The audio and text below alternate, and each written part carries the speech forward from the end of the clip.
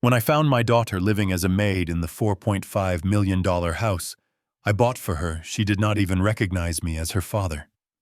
She flinched when I raised my hand thinking I was going to hit her. I calmly reached into my pocket not for a weapon, but for my phone to call my lawyer. I told him to prepare the papers because it was time for justice. My name is Richard Caldwell. I spent 40 years building skylines in Dubai and Doha, pouring concrete into the desert until it turned into gold. I thought I was building a legacy for my family. But while I was across the ocean, a snake was living in my garden. If you have ever felt the cold sting of betrayal by someone you welcomed into your home, hit that like button. And if you believe that a father's love is the one force you should never underestimate, subscribe to the channel. Let me know in the comments which city you are watching from. The California sun was unforgiving that afternoon. It beat down on the pavement of the Bel Air driveway, making the air shimmer with heat. I stepped out of the yellow taxi, gripping the handle of my battered leather duffel bag. I looked like a drifter. My khaki trousers were stained with travel dust, my boots were scuffed, and my face was weathered by the Middle Eastern sun. No one looking at me would guess that I had just wired $10 million to my offshore accounts that morning. To the world, and to the man inside this house, I was just a tired old man coming home to die. I looked up at the house. It was a masterpiece of modern architecture. Glass steel and white stone. I bought this property for my daughter Sarah on her wedding day. It was supposed to be her sanctuary. But as I walked toward the iron gates, something was wrong. The landscaping was manicured. The fountain was running, but there was a stain on the perfect image. There was a woman on the driveway. She was on her hands and knees in the middle of a puddle of motor oil and dirty water. She was scrubbing the asphalt. Not with a pressure washer. Not with a broom. She was using a tiny toothbrush. I stopped. The heat radiating off the blacktop must have been 100 degrees. She was wearing a gray uniform that looked 2 sizes too big, stained with sweat and grime. Her hair, which I remembered as a vibrant cascade of gold, was dull and matted, tied back in a messy bun. She looked frail. Her shoulder blades poked through the thin fabric of her dress like broken wings. My heart hammered against my ribs. I took a step closer, squinting against the glare. "Hey," I called out, my voice raspy from the long flight. "You do not have to do that in this heat." She did not look up. She scrubbed faster. The sound of the bristles against the stone was a frantic scratching noise. It was the sound of fear. Suddenly, the heavy oak front door swung open. A man stepped out. He was wearing a silk shirt unbuttoned halfway down his chest and Italian loafers that cost more than the taxi I just took. Gavin. My son-in-law. The man I had entrusted with my most precious treasure. He did not see me at first. His eyes were fixed on the woman scrubbing the ground. "Sarah," he barked. I froze. My blood turned to ice. Sarah. This emaciated, terrified woman scrubbing the floor like a servant was my Sarah. Gavin walked over to her holding a glass of iced scotch. He stood over her, casting a long shadow. "I told you to get that oil stain out an hour ago," he said, his voice dripping with boredom and cruelty. "My partners are arriving at 6. If I see one spot of grease on this driveway, you are sleeping in the shed again." He pulled his foot back and kicked the bucket of dirty water next to her. The gray water splashed all over her legs and the clean section of the driveway she had just finished. Sarah gasped, scrambling backward on her hands and knees. "Oh, look what you made me do," Gavin laughed, taking a sip of his drink. "Now you have to start over." That was the moment the old Richard died. The architect who built bridges and negotiated deals vanished. In his place stood a father who wanted to burn the world down. I dropped my bag. It hit the ground with a heavy thud. "Gavin," I roared. The sound echoed off the stone walls of the canyon. Gavin spun around, spilling a little of his scotch. He squinted at me, his face twisting in confusion, and then slowly into recognition. But there was no fear. There was only disgust. "Well, look what the cat dragged in," Gavin sneered. He did not step back. He did not apologize. He looked me up and down, taking in my dirty clothes and my tired face. "Richard, we thought you were dead in a ditch somewhere in Qatar." I ignored him. I walked straight past him to Sarah. She was shaking her eyes fixed on the puddle of water, tears streaming down her face, mixing with the sweat. "Sarah," I said softly. My voice trembled. "Sarah, honey, it is me. It is Dad." I reached out to touch her shoulder. I just wanted to hold her. I wanted to wrap her in my arms and take her away from this madness. But the moment my fingers brushed her sleeve, she screamed. It was not a scream of joy. It was a scream of pure, unadulterated terror. She scrambled back across the hot asphalt, scraping her skin, desperately trying to get away from me. She curled into a ball, covering her head with her arms. "No, please," she cried out, her voice cracking. "I will clean it. I promise I will clean it. Do not put me in the dark room. Please, sir, I will be good." I stood there, my hand hovering in empty air, my heart shattering into a million pieces. She did not know who I was. She looked at her own father and saw only another monster coming to hurt her. "Sir," I whispered. "Sarah, look at me." She peeked out from behind her arms. Her eyes were hollow. There was no recognition in them, just a glaze of medication and trauma. Are you the new master?" she whispered. "New master." The words hit me harder than a physical blow. I felt bile rise in my throat. I looked up at Gavin.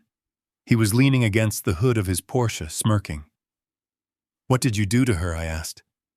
My voice was low, deadly quiet. Gavin shrugged. "She is sick, Richard. Very sick. The drugs the doctors have her on make her a little confused. But hey, labor therapy helps her focus, keeps the crazy at bay. You are treating her like a slave." I stepped toward him. My hands clenched into fists. I could feel the urge to violence pulsing in my temples. "Careful, old man," Gavin laughed. He took a step forward, towering over me. He was younger, stronger, and clearly confident in his power. "Look at you. You look like a beggar. I heard the project in Dubai went bust. Did you lose it all? Richard? Is that why you are here, to beg for a handout?" He poked a finger into my chest. "Well, the bank is closed, Richard. This is my house now, my rules, and Sarah. She is under my legal conservatorship. That means I own her, and by extension I own everything that was hers." He took another step, forcing me back toward the gate. I stood my ground. I stared into his eyes, memorizing every line of arrogance on his face. I was recording this, not with a camera, but with my soul. Every insult, every smirk, every tear my daughter shed was being tallied on a ledger he did not know existed. "I am not leaving without my daughter," I said. Gavin laughed, a dry, barking sound. He walked to the massive front door and put his hand on the handle. "You are trespassing, Richard, and frankly, you smell like economy class. If you want to see Sarah, you can fill out an application. Maybe I will let you help her scrub the toilets next week." He opened the door, and the cool air from the air conditioning rushed out, smelling of lavender and expensive perfume.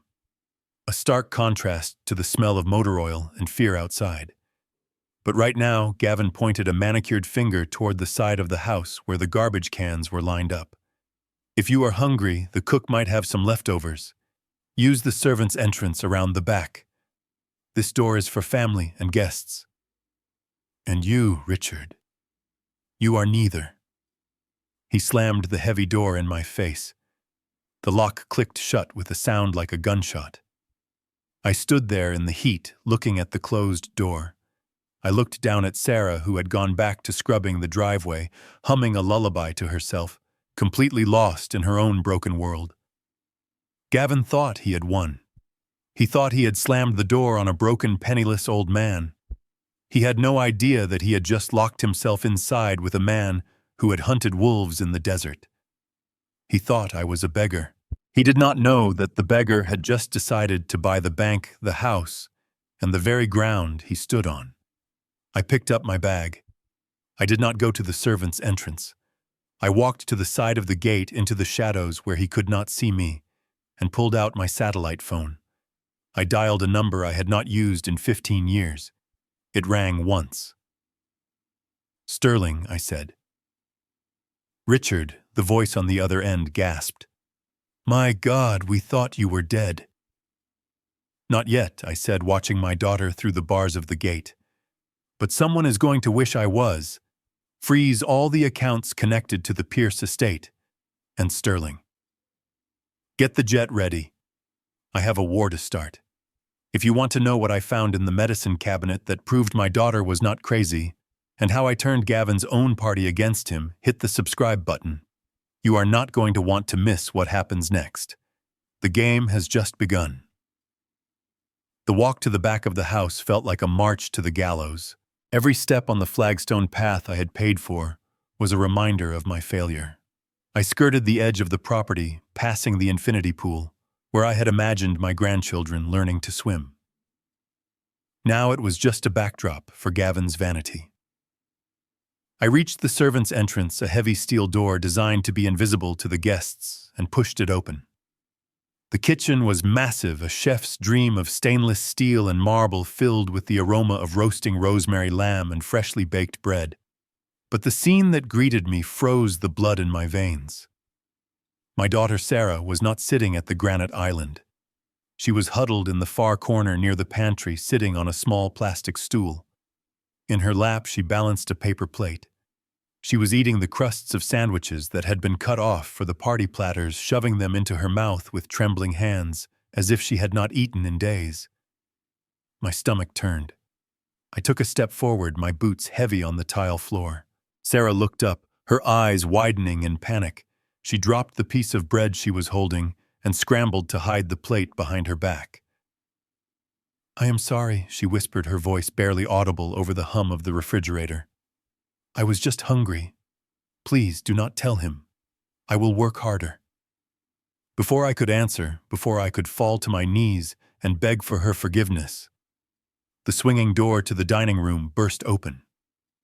A woman marched in. She was wearing a dress that cost more than my first car and dripping in jewelry that I recognized.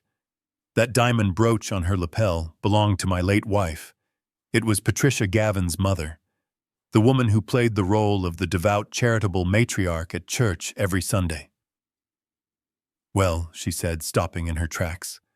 Her lips curled into a sneer that cracked her heavy makeup. "I thought I smelled something rotting. It seems the ghost has finally decided to haunt us." "Patricia," I said, my voice steady despite the rage boiling inside me. "Do not speak to me like we are friends, Richard," she snapped, walking over to the counter and pouring herself a glass of wine. "You have some nerve showing your face here. 15 years. You left this poor girl alone for 15 years. We all thought you were dead, rotting in some black site prison, or buried under a sand dune in the Middle East." I tightened my grip on the strap of my bag. She was using my greatest pain as a weapon. She did not know about the project that went wrong, the government seizure of my passport, or the stroke that had left me paralyzed in a foreign hospital war ward for 3 years, unable to speak or move, fighting every single day just to breathe so I could come back to my daughter. "I was detained," I said quietly. "I came back as soon as I could walk." "You abandoned her," Patricia spat, taking a sip of wine. "And now you waltz back in here looking like a homeless drifter expecting a welcome parade. You are lucky Gavin is a saint. Any other man would have thrown your daughter onto the street years ago." "A saint." I looked at Sarah, who was now cowering against the wall, terrified of Patricia's raised voice. "You call this sainthood? She is eating trash in the corner of her own kitchen." Patricia laughed, a cruel tinkling sound. "She is eating what she deserves. Do you have any idea what we have been through?" The embarrassments. The episodes, the door opened again, and Gavin entered. He had regained his composure, his face set in a mask of arrogant pity. He was holding a thick manila folder. "Mother, please," Gavin said, waving a hand dismissively. "Do not waste your breath. Richard does not know the reality of the situation. He has been too busy playing hide-and-seek in the desert." He threw the folder onto the kitchen island. It slid across the marble and stopped in front of me. "Read it," Gavin said. "Or do not." "I do not care. But those are the court documents." I opened the folder. The papers were stamped with official seals. Superior Court of California. Conservatorship order. The words blurred before my eyes, but the meaning was clear. Gavin Pierce had full legal control over Sarah Caldwell's person and estate. "What is this?" I asked, looking up at him. "It is the only thing keeping your daughter out of a state institution," Gavin said, leaning against the counter. "About a year after you vanished," Sarah snapped. "The grief," she said. "But we knew the truth. It was the drugs. She started seeing things. She became violent. She set fire to the guest house, Richard. She almost killed us all while we slept." I looked at Sarah. She was rocking back and forth, muttering to herself.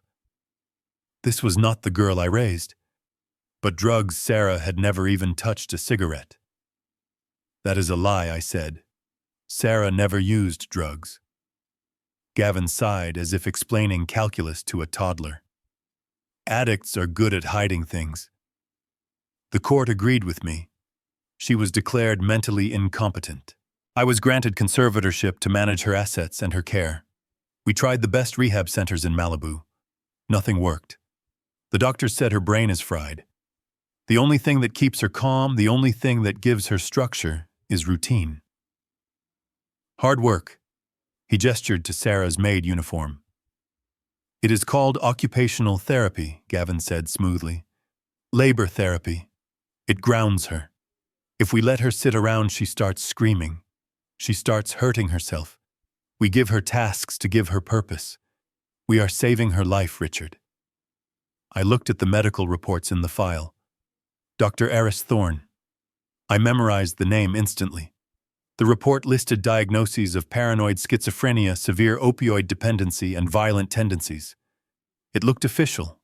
It looked perfect. And I knew, with the instinct of a man who had negotiated with warlords, that it was completely fabricated.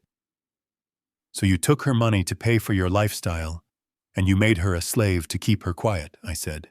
"I am managing her assets to pay for her care." Gavin corrected, his eyes narrowing. "Do you have any idea how expensive it is to maintain a property like this? The taxes alone are a fortune. We are sacrificing our lives to take care of your damaged goods." He snatched the folder back and slammed it shut. "Now I have guests arriving in 20 minutes. I cannot have a vagrant standing in my kitchen. You need to leave." I looked at the back door. I could leave. I could go to a hotel shower, call my team, and return with a SWAT team. But if I left now tonight, what would happen to Sarah?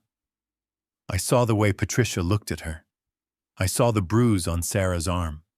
If I left, they might punish her for my appearance. Or worse, if they suspected I had resources, they might move her. Hide her where I could never find her. I needed to be inside. I needed to see exactly how this machinery of abuse worked, so I could dismantle it gear by gear. "I have nowhere to go," I lied. My voice cracked, and I let my shoulders slump, playing the part of the defeated old man. "The project. I lost everything, Gavin. My bank accounts are empty. I spent my last $20 on the taxi here." Gavin and Patricia exchanged a look of pure, unadulterated glee, the mighty Richard Caldwell reduced to a beggar. It fed their ego in a way money never could. "Please," I said, forcing myself to look at the floor. "Just let me stay. I can help. I can fix things. I am good with my hands. I just want to be near my daughter. I will not get in the way." Gavin tapped his chin, pretending to think. Well, we did fire the gardener last week, he mused. He was charging too much. Gavin, no, Patricia hissed. We do not want him here. Think of the savings, Mother Gavin whispered loudly. And besides, who better to clean up the dog mess in the yard than the man who bought the dog? He turned to me with a shark-like grin. Okay, Richard, you can stay, but not in the house. The guest rooms are for people who matter. He pointed through the kitchen window to the far end of the property, where a small, dilapidated wooden shed stood behind the pool equipment. It was a tool shed, barely big enough for a lawnmower, let alone a human being. You can sleep in the shed, Gavin said. There is no electricity, and the roof leaks, but it is dry enough. You will take over the gardening and the heavy maintenance, 6 a.m. Start time. And regarding food, he looked at the crusts on Sarah's plate. We do not run a charity kitchen. You eat what you earn. If you do a good job, maybe the cook will give you a plate. If not, you can share the kibble with the dog. Do we have a deal? I looked at the shed. It was a humiliating offer. A degrading, dehumanizing offer meant to break my spirit. But Gavin did not know that I had slept in shipping containers in the desert heat. He did not know that a shed was not a prison to me. It was an observation post. I looked him in the eye. I let him see the defeat he wanted to see masking the predator that was waking up behind my eyes. We have a deal, I said. Good. Gavin clapped his hands. Now get out. Use the hose outside if you need to wash. You smell like failure. I picked up my bag and walked out the back door. As I passed Sarah, I wanted to whisper that I was going to save her, but I couldn't risk it. I just gave her a nod. She didn't look up. I walked across the manicured lawn, the grass soft under my worn boots. I reached the shed and pulled open the creaky door. It smelled of gasoline and fertilizer. Spiders had spun webs in the corners. I threw my bag down on the dusty floor. I sat on an overturned bucket and waited until the kitchen lights went out and the party lights in the front came on. Then I reached into the hidden lining of my duffel bag. I didn't pull out a gardening trowel. I pulled out a laptop with a military-grade encryption key and a small high-definition fiber optic camera coil. Gavin thought he had hired a gardener. He was about to find out he had just invited a demolition expert into his foundation. I was going to strip this house down to the studs, and I would start by finding out what was really happening in this house when the lights went out. The investigation had officially begun. The air inside the shed was thick and stagnant, smelling of rusted iron and old gasoline that had leaked into the dirt floor years ago. Spiders had spun intricate webs in the corners, claiming this forgotten space as their kingdom. To Gavin, this was a dungeon, a place to humiliate a broken old man. He thought he had stripped me of my dignity by forcing me to sleep among the rakes and bags of fertilizer. He did not know that dignity is not something you wear like a suit. It is something you carry in your bones. And he did not know that he had just given me the one thing I needed most: privacy. I waited until the last light in the main house flickered out. The laughter of the party guests had faded into the night, replaced by the chirping of crickets and the distant hum of traffic on Sunset Boulevard. I sat on an overturned crate, my back aching from the long flight and the tension of the day. I pulled my battered leather duffel bag onto my lap. To the naked eye, it looked like garbage, but inside the lining, stitched between layers of worn canvas, was my life insurance. I reached in and pulled out a matte black laptop. It was not a consumer toy you buy at an electronics store. It was a ruggedized field unit designed to survive sandstorms and shockwaves. I had used this machine to coordinate construction logistics in war zones. Now it was my weapon in a war for my family. I flipped it open. The screen glowed with a faint amber light as I bypassed the standard boot sequence and loaded a secure operating system. My fingers flew across the keyboard. I did not need Gavin's Wi-Fi password. I had designed the electrical grid of this estate 15 years ago. I knew where every conduit ran, where every hardline was buried. I initiated a brute force entry into the smart home system. It took less than 3 minutes. The security firewall Gavin had installed was expensive, but it was lazy. It crumbled before me. One by one, windows opened on my screen. The security cameras. I saw the living room littered with empty wine glasses and discarded napkins. I saw the hallway lined with portraits of Gavin and Patricia. And then I found the feed for the basement. My heart stopped. The basement had been designed as a wine cellar. It was cool, dry, and windowless. Now it was a prison. On the grainy black and white feed, I saw a small cot pushed against the concrete wall. There were no pillows, just a thin gray blanket. Sarah was there. She was not sleeping. She was sitting on the edge of the cot, rocking back and forth, her arms wrapped around her knees. I zoomed in. The resolution was poor, but I could see her lips moving. She was talking to herself. I hacked into the audio feed. "Please," she whispered. "Please let me be good tomorrow. Please do not let the dark come." I covered my mouth with my hand to stifle a sob. I wanted to smash the screen. I wanted to run into that house and tear it apart brick by brick. But I forced myself to watch. A soldier does not look away. A soldier observes. Suddenly, the door to the basement room swung open. Sarah jumped, pressing her back against the cold wall. It was Patricia.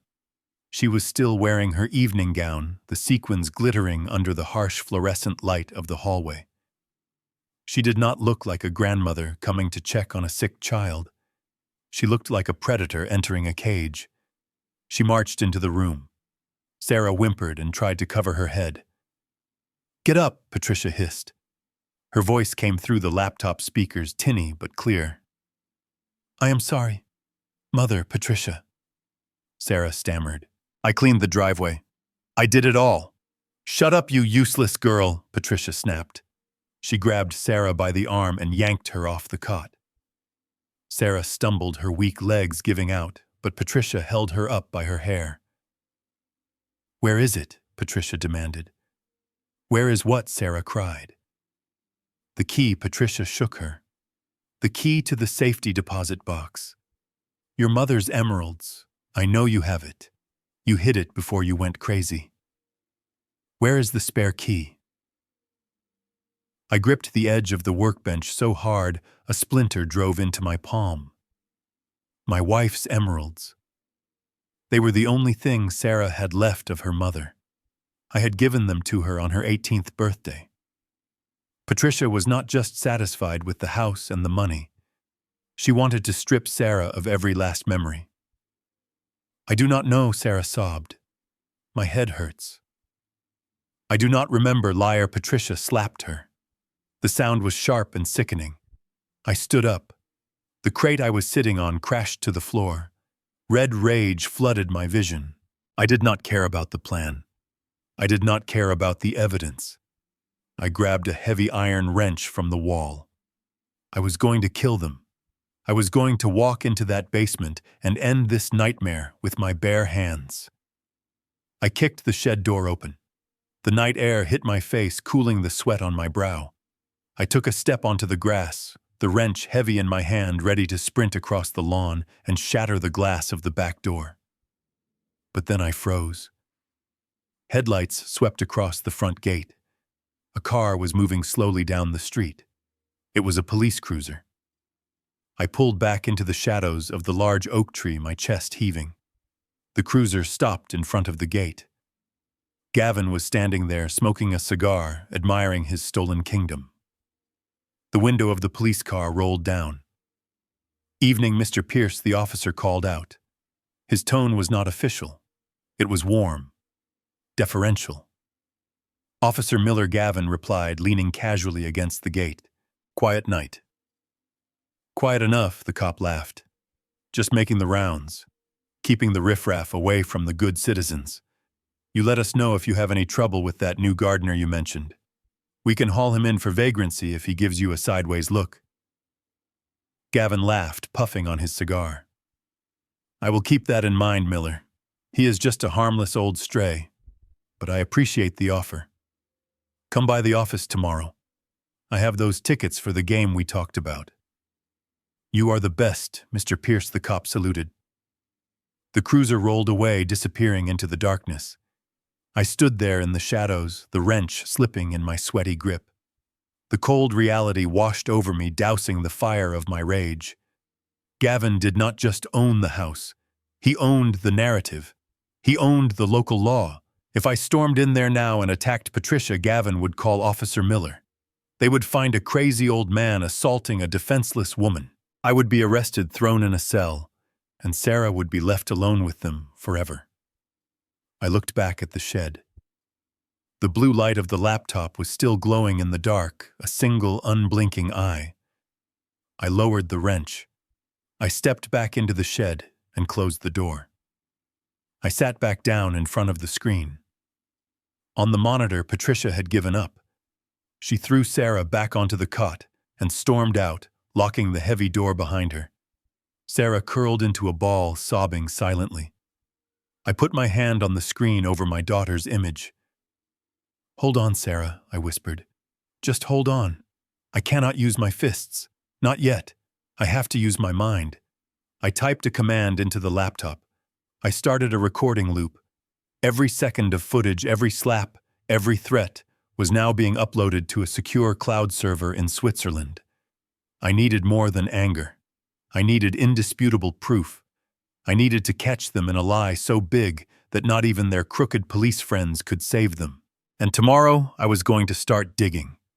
Not for weeds, but for the poison buried in the heart of this family. The first night was over. The war had officially begun. The sun had barely set when the parade of luxury cars began to snake its way up the driveway. Bentleys, Ferraris, and custom Range Rovers filled the courtyard I had designed for family barbecues, turning my home into a showroom for the vain and the greedy. From my vantage point in the rose bushes, where I pretended to prune dead leaves in the fading light, I watched the guests arrive. They were men in suits that cost more than most people earn in a year, and women who looked like they were carved out of silicone and ice. They walked past me without a glance, their eyes fixed on the front door, where Gavin stood, holding a crystal tumbler, playing the part of the magnanimous lord of the manor. I pulled my cap lower over my eyes. To them, I was just part of the scenery, a dirty old man with a pair of rusty shears. But I was listening. I was memorizing faces. I recognized a few of them. There was a city councilman who had been investigated for zoning fraud. There was a banker known for predatory lending. This was not a social gathering. It was a congregation of vultures, and Gavin was the ringleader. Then the front door opened again, and my breath caught in my throat. Patricia stepped out, clapping her hands for attention. "Gentlemen," she announced, her voice shrill with excitement. "Please come to the patio. We have a special treat for you tonight. Our very own Sarah insists on serving you." My stomach turned as Sarah stepped into the light. She was not wearing the modest gray uniform from earlier. They had dressed her in a costume that was designed to humiliate. It was a maid's outfit, but it was short, tight, and completely inappropriate. It exposed her thin legs and the sharp angles of her collarbones. She looked terrified. Her eyes were wide and glazed, darting around the crowd like a trapped animal. She held a heavy silver tray loaded with champagne flutes, her arms trembling under the weight. "Look at that!" A man with a thick neck and a cigar laughed, nudging Gavin. "I thought you said your wife was sick. She looks ready to work to me." Gavin chuckled, slinging an arm around the man's shoulders. "She has her good days and her bad days," Gavin said, loud enough for everyone to hear. "The doctors say structure is good for her. We let her help out. It makes her feel useful. Otherwise, she just sits in the dark and screams. Sad, really." He looked over at me, catching my eye as I knelt by the flower bed. "And speaking of charity," Gavin continued, pointing his glass at me. "Everyone meet Rick, our new gardener. Found him sleeping in the gutter outside the gate. I decided to give the poor old guy a chance." Rick waved to the nice people. Laughter rippled through the crowd. I slowly raised a hand, forcing a toothless, senile smile. I had to play the fool. If I broke character now, if I stood up and drove these shears into his chest, Sarah would pay the price. Good man, Gavin sneered. Now back to the roses, Rick. Do not let the bugs bite. I turned back to the bushes, but my eyes were locked on Sarah. She was moving through the crowd offering drinks. I could see the sweat beading on her forehead. She was mumbling something, a rehearsed script Patricia must have beaten into her. Champagne, sir. Champagne, sir. She reached a group of men standing near the pool. One of them, a heavy-set man with a red face who had been drinking since he arrived, turned and looked her up and down with a lecherous grin. Well, hello there, sweetie, he slurred. You are a little skinny for my taste, but you have got pretty eyes. Why do you not put that tray down and come sit on my lap? I will tell you a story. No, thank you, sir, Sarah whispered, taking a step back. Just champagne. Oh, do not be boring. The man reached out and grabbed her wrist. His fingers dug into her skin right over the bruises I had seen earlier. Come here. Let go, Sarah cried out, a flash of her old spirit breaking through the chemical haze. She yanked her arm back. The movement threw her off balance. The heavy silver tray tipped. It happened in slow motion. The crash of crystal on the stone patio sounded like an explosion. Champagne sprayed everywhere, soaking the man's expensive Italian suit and splashing onto Gavin's shoes. The music stopped. The chatter died instantly. You stupid cow, the man roared, shoving Sarah backward.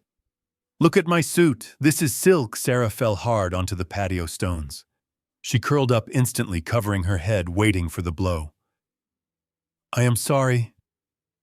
I am sorry, she wailed. I gripped the handle of the pruning shears in the darkness. The metal bit into my palm. My muscles coiled, ready to spring. I took a step out of the bushes. I did not care about the plan. I did not care about the evidence. That was my little girl on the ground. But before I could move, Gavin was there. He did not help her up. He did not apologize to her. He reached down, grabbed the front of her dress, and hauled her to her feet. Look what you did, Gavin screamed. His face twisted into a mask of demonic rage. You embarrassed me, you useless, clumsy junkie. He raised his hand. No, Gavin, please. Sarah begged. He slapped her. It was a full-force, open-handed strike. The sound cracked through the silent courtyard like a whip. Sarah spun around and collapsed again, her cheek instantly turning red. A trickle of blood ran from her lip. I froze. A guttural growl rose in my throat, but I bit my tongue so hard I tasted copper. I watched as the guests looked away, sipping their drinks, pretending they had not just witnessed a crime. They were complicit. Every single one of them. Gavin smoothed his jacket and turned to the guests, a fake apologetic smile plastered back onto his face.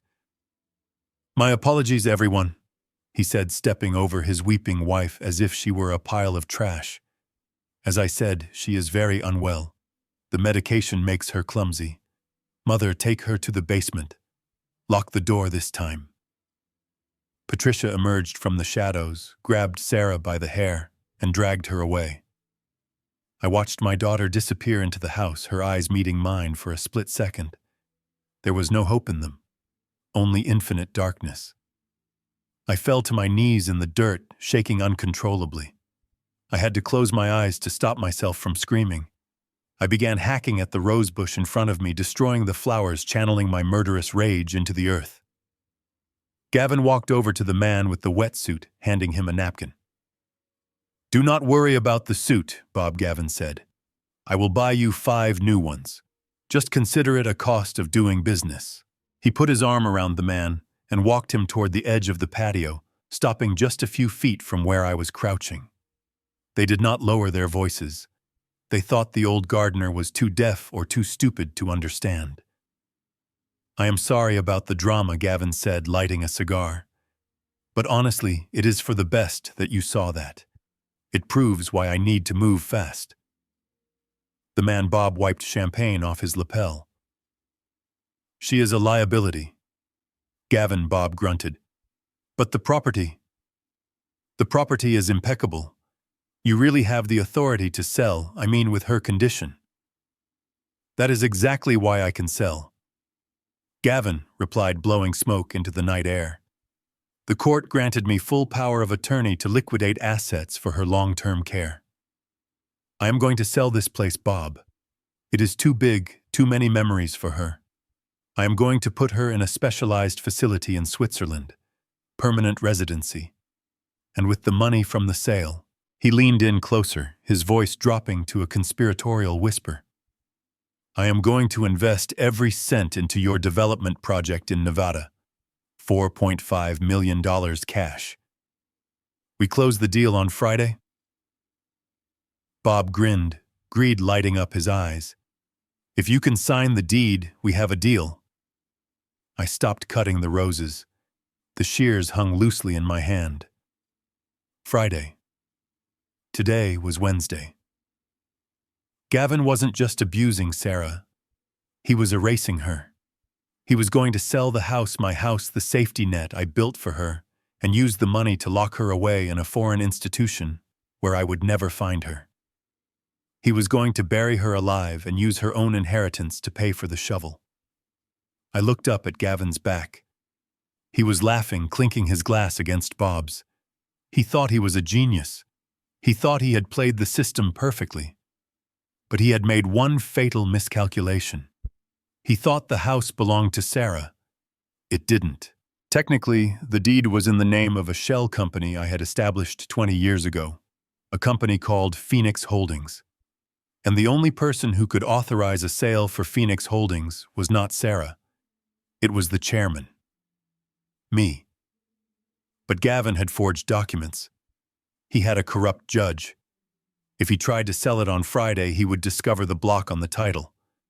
And when he did, he would panic. He might kill Sarah to cover his tracks before fleeing. I had to act before Friday. I had to destroy him before he walked into that closing meeting. I stood up, wiping the dirt from my knees. The party was winding down. The guests were leaving. Gavin went back inside, leaving the shattered glass and the spilled champagne on the patio. I walked over to the spot where Sarah had fallen. I picked up a shard of crystal. It was sharp enough to cut skin. I wrapped it in a handkerchief and put it in my pocket. I was not just a gardener anymore. I was the demolition crew, and I had just found the structural weakness I needed to bring the whole house down. I turned and headed back to the shed. It was time to make a phone call to Switzerland. Not to a hospital, but to a bank. The countdown had begun. The morning sun offered no warmth as I watched Gavin's silver Porsche roar out of the gate, followed closely by Patricia's sedan. They were heading to the city for a meeting with their lawyers, confident that the old gardener was busy pulling weeds in the backyard. They had no idea that the moment their taillights disappeared around the bend, I dropped my rake and moved toward the house with the precision of a ghost. This was the window I had been waiting for. I knew the alarm code because I had watched Gavin punch it in from the reflection in the hall mirror the day before. 1984, the year he was born. A narcissist never changes. I slipped inside the air conditioning, hitting my sweat-dampened skin. I did not stop to look at the furniture or the art they had stolen. I headed straight for the master bedroom on the second floor. This used to be my room. I had designed it to capture the morning light, a place of peace. Now it smelled of stale cigar smoke and cheap ambition. The king-sized bed was unmade, a tangle of silk sheets that made my stomach turn. I walked past it to the heavy mahogany desk in the corner. It was locked, but a simple tension wrench from my pocket made short work of the mechanism. The drawer slid open with a soft click. I began to sift through the papers, my hands moving quickly but carefully. I needed to leave everything exactly as I found it. Beneath a stack of unpaid bills and gambling slips, I found a thick leather binder. I opened it, and the breath left my lungs. It was a petition for permanent incapacitation. Gavin wasn't just planning to sell the house. He was filing a motion to have Sarah committed to a state psychiatric facility indefinitely. The document cited a rapid decline in cognitive function and violent outbursts. It was dated for tomorrow morning. He was going to lock her away before the ink on the sale deed was even dry. He was discarding her like a used wrapper. I took out my phone and photographed every page. My hands were steady, but my heart was hammering against my ribs like a trapped bird. This was proof of intent, but it wasn't enough. I needed to know how. How had he managed to turn my brilliant, vibrant daughter into a shuffling shell of a human being in just 3 years? The medical reports claimed schizophrenia, but the onset was too sudden, too convenient. I closed the desk and moved to the ensuite bathroom. It was lined with marble I had imported from Italy. On the counter sat a row of amber prescription bottles. I scanned the labels. Antibiotics for Gavin. Blood pressure medication for Patricia. Nothing for Sarah. That didn't make sense. If she was as sick as they claimed. Where were her meds? I opened the medicine cabinet. Nothing. I checked the drawers. Nothing. Then I saw it. On the top shelf, pushed all the way to the back behind a stack of towels, was a large plastic bottle with a cheerful label. Vitality Plus. Daily multivitamins for women. It looked innocent. It looked like something you would buy at a health food store. But the seal was broken and the cap was loose. I took the bottle down and poured a few pills into my palm. They weren't the chalky white of vitamins. They were small, round, and blue with a specific alphanumeric code stamped on one side. I didn't need a medical degree to know that vitamins don't come with pharmaceutical imprints. I pulled out my phone again and typed the code into a pill identifier database. The search result loaded, and the room seemed to tilt beneath my feet. Thorazine, chlorpromazine hydrochloride, an antipsychotic used to treat severe mental disorders, and next to it, another pill from the same bottle. Lithium carbonate. I stared at the pills in my hand, my vision blurring with red-hot rage. These weren't vitamins. This was a chemical lobotomy. Thorazine is an old drug, a heavy tranquilizer known for turning patients into zombies if the dosage is too high. And lithium is toxic if not carefully monitored. They were feeding her a cocktail of heavy sedatives every single morning, disguised as health supplements. No wonder she didn't recognize me. No wonder she was shuffling and drooling. Her brain was swimming in a toxic soup designed to suppress her memories and motor functions. They were poisoning her. Every day, Gavin probably handed her these pills with a smile telling her they would make her strong, while he slowly erased her soul. This was not just abuse. This was attempted murder. I carefully put the pills back into the bottle, leaving just one of each. I wrapped the stolen samples in a tissue and shoved them deep into my pocket. This was the smoking gun. With a toxicology report, I could prove that they were drugging her without her consent. I could send them to prison for decades.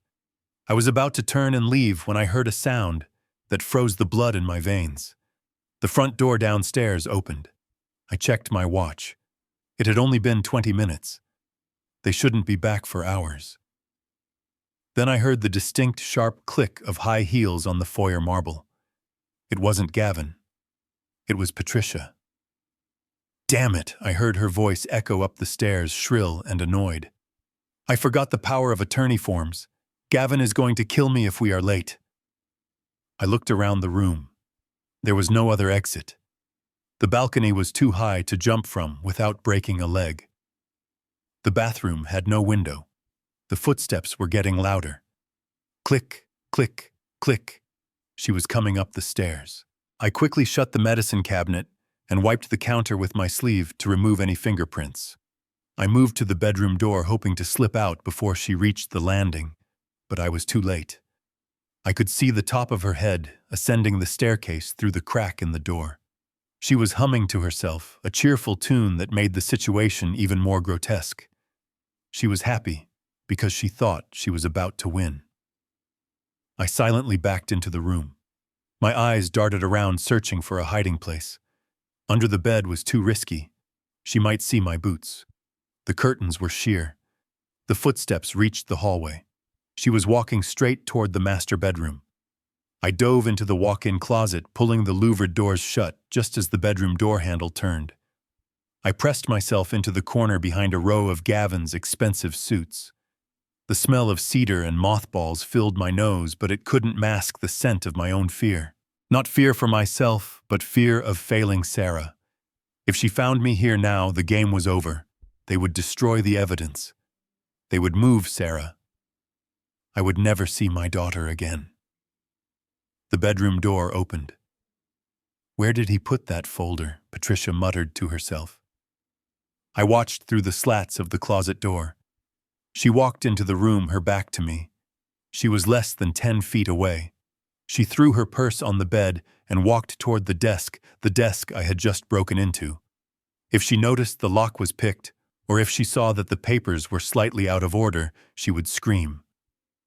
I held my breath, my hand instinctively going to the pocket where the stolen pills lay hidden.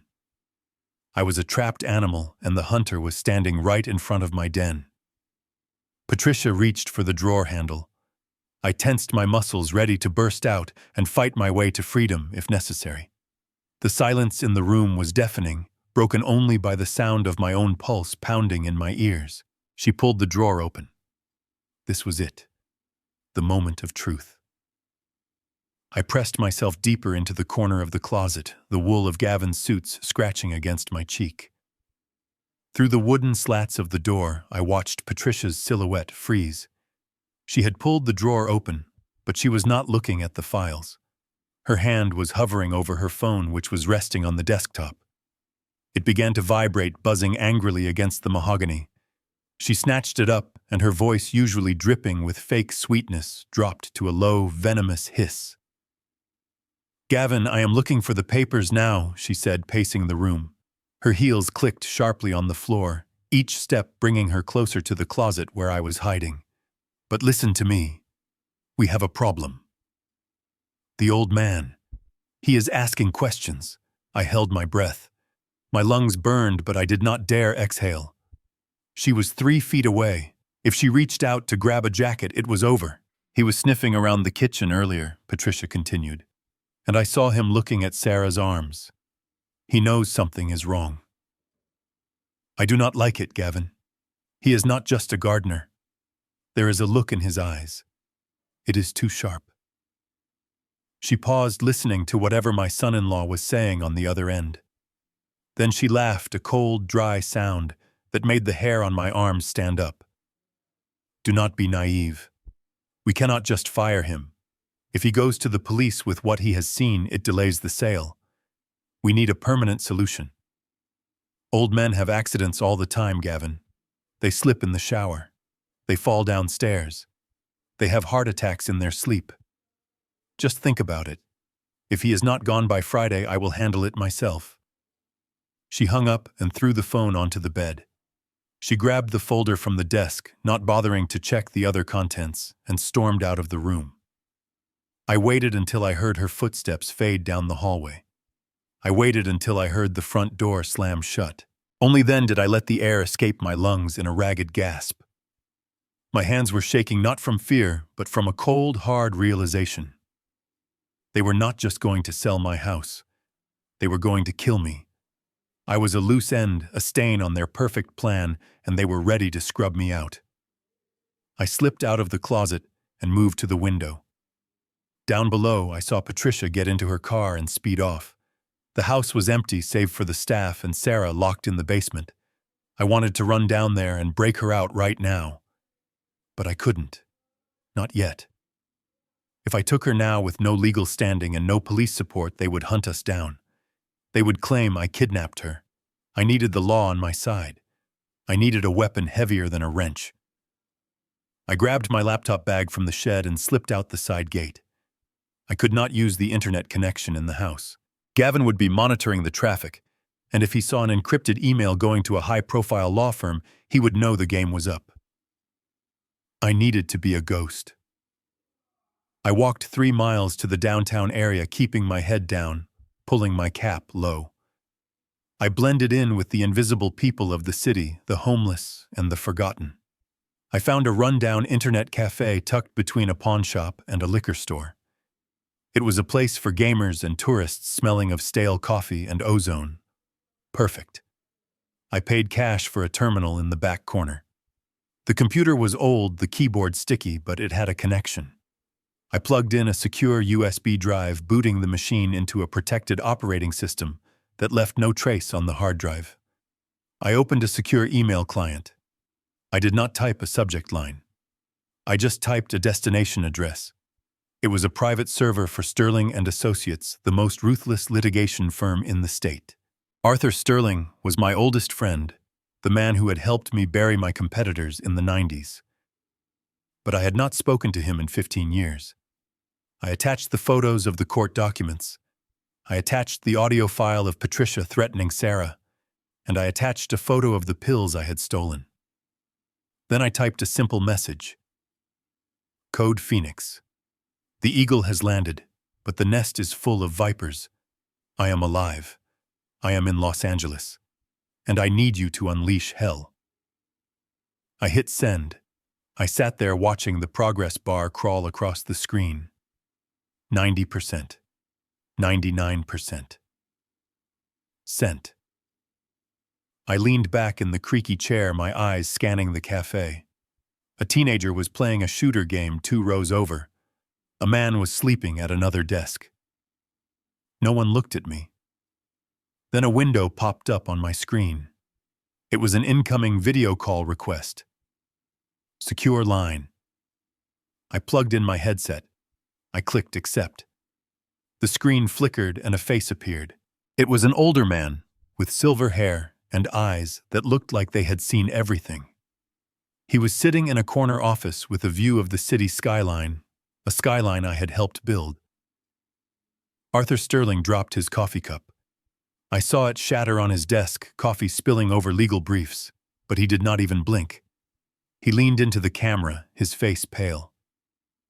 "Richard," he whispered. "Hello, Arthur," I said, my voice rough. "You look old." "My God," Sterling breathed. "We buried an empty casket, Richard. The State Department told us you were killed in a rebel uprising. We held a memorial. Sarah cried for weeks." I swallowed the lump in my throat. "Listen to me, Arthur. I do not have much time." "Did you get the files?" "I got them," Sterling said, his shock instantly replaced by professional intensity. He began typing furiously on his own keyboard. "I am looking at them now. This petition for incapacitation, it is barbaric. And these pills, Richard, this is a felony." "I know," I said. "I need you to stop the sale. The closing is on Friday." Sterling stopped typing. He looked at me, and for the first time I saw fear in his eyes. "Richard, we have a problem." "What problem?" I asked. "I am the owner of Phoenix Holdings. I am giving you a direct order. Block the sale." "I cannot," Sterling said. "What do you mean you cannot? When you were declared legally dead, your assets were frozen." Sterling explained, his voice urgent. "The control of Phoenix Holdings went into a blind trust. To reactivate your authority to prove you are alive and stop Gavin from acting as the executor of the estate, you have to appear in person." "Fine," I said. "I will come to your office now." "No," Sterling cut me off.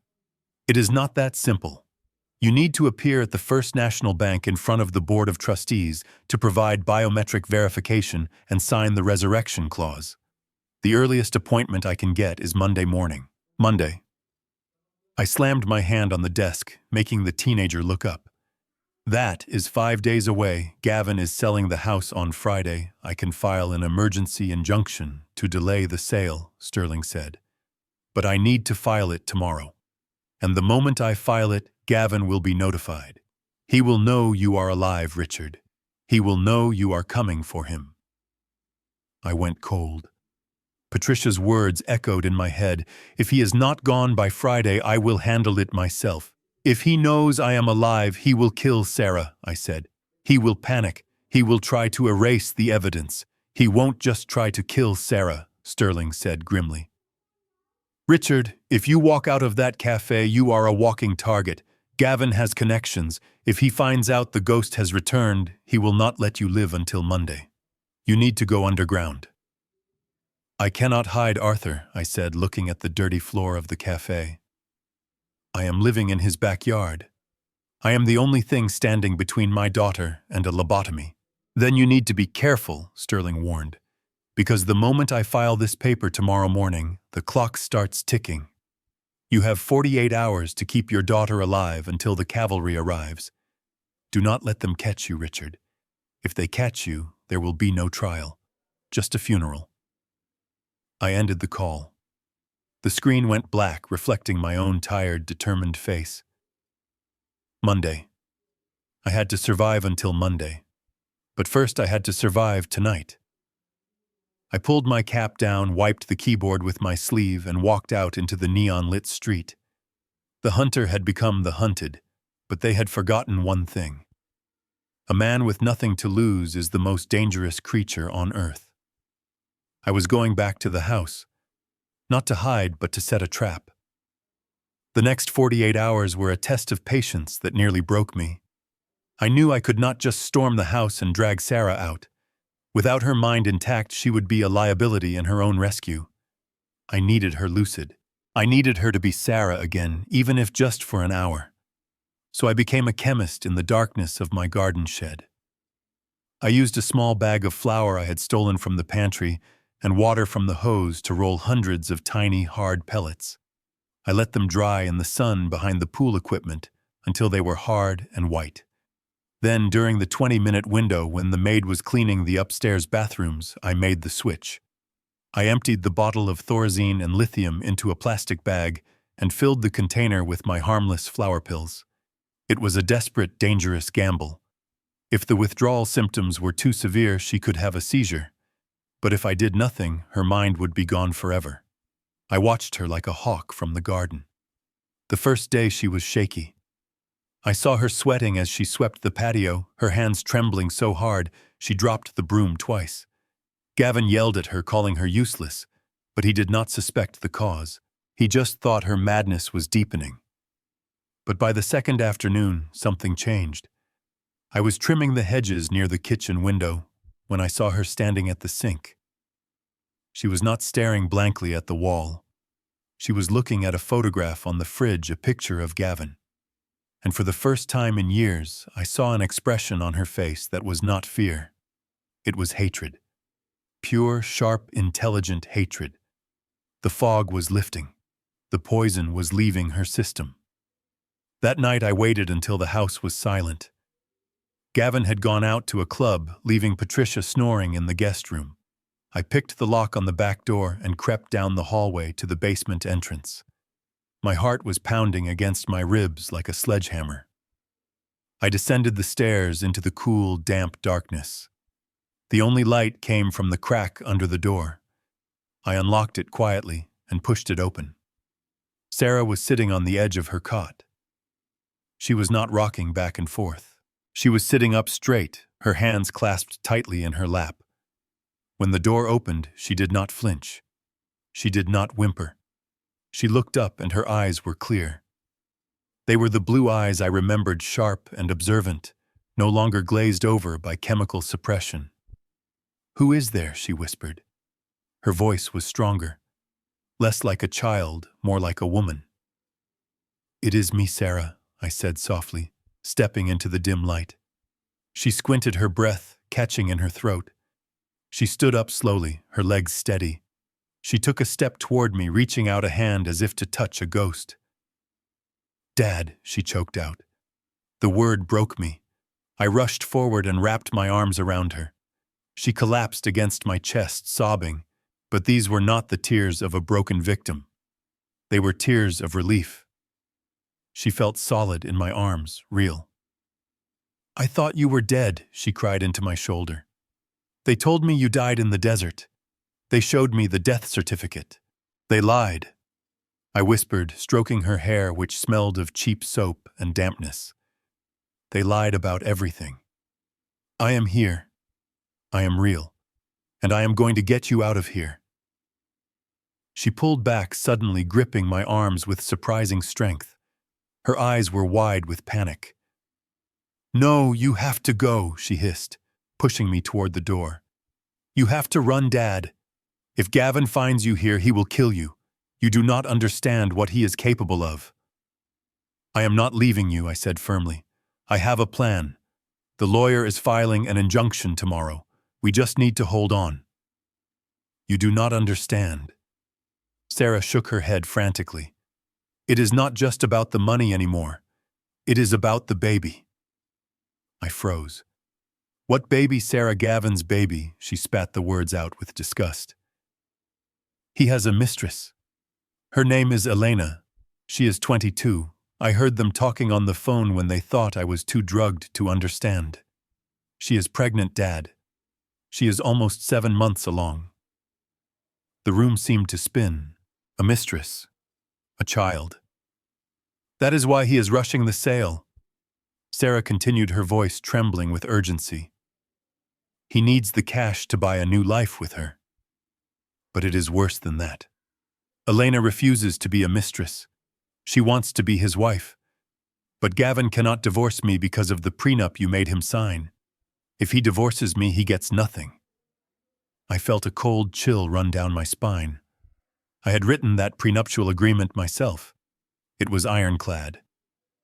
So his only option, Sarah said, tears streaming down her face again, is to make sure I can never divorce him.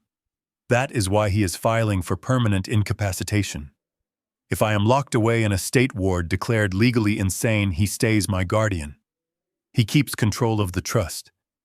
He gets to live in a mansion with his new wife and baby, using my money to pay for their diapers, while I rot in a padded cell until I die. The sheer evil of it took my breath away. It was not just greed. It was a systematic replacement.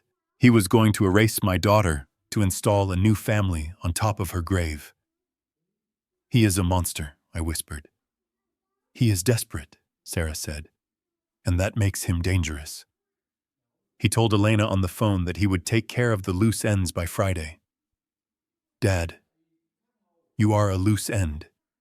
You have to leave. Please." I gripped her shoulders. "I am not going anywhere. We are going to burn his world down, Sarah. I promise you." Suddenly, heavy footsteps thundered on the stairs above us. We both froze. The front door must have opened while we were talking. Gavin was home early. "Hide," Sarah gasped. There was nowhere to hide. The room was a concrete box. Sarah's eyes darted around, and then, in a split second, the clarity vanished from her face. She slumped her shoulders. She let her jaw go slack. She began to drool. She started rocking back and forth, humming a discordant tune. It was a transformation so instant and so convincing it was terrifying. She was putting the mask back on to save us. The door flew open. Gavin stood there, his tie undone, his face flushed with alcohol and rage. He looked at Sarah, who was now huddled in the corner, muttering nonsense about spiders in the walls. Then he saw me. I was standing in the middle of the room, holding a broom I had grabbed from the corner, in a pathetic attempt to look busy. Gavin's eyes narrowed. The air in the room grew heavy and electric. He took a step inside, blocking the only exit. He looked at the broom, then at my face, then at the time on his gold Rolex. "It is midnight, Richard," Gavin said slowly, his voice dangerously quiet. I gripped the broom handle, ready to swing it like a baseball bat if he took one more step. "I heard a noise," I said, making my voice sound old and wavering. "I thought it was a rat. I came to check." Gavin did not blink. He did not smile. He reached into his jacket pocket. For a second, I thought he was reaching for a gun. My muscles coiled, ready to spring. "What are you really doing here, old man?" Gavin asked, taking a step closer, invading my personal space.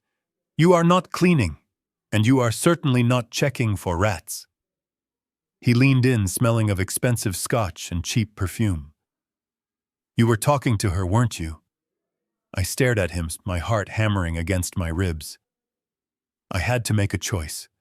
Attack him now and risk everything, or play the fool one last time. Sarah's life hung in the balance of my next answer. I looked at Gavin, his face twisted in a smirk that made my skin crawl. He had trapped me. If I said I was comforting her, he would claim I was manipulating a mentally incompetent woman. If I said I was checking for rats, he would call me a liar. But Gavin did not wait for my answer. He had a darker, more useful narrative in mind. He took a step back, pulling his phone from his pocket, his eyes gleaming with malicious delight.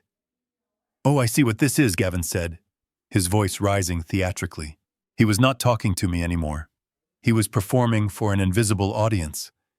I hire a homeless old man out of pity. I give him a roof over his head, and this is how he repays me, by creeping into the basement in the middle of the night to prey on my sick wife. My blood ran cold.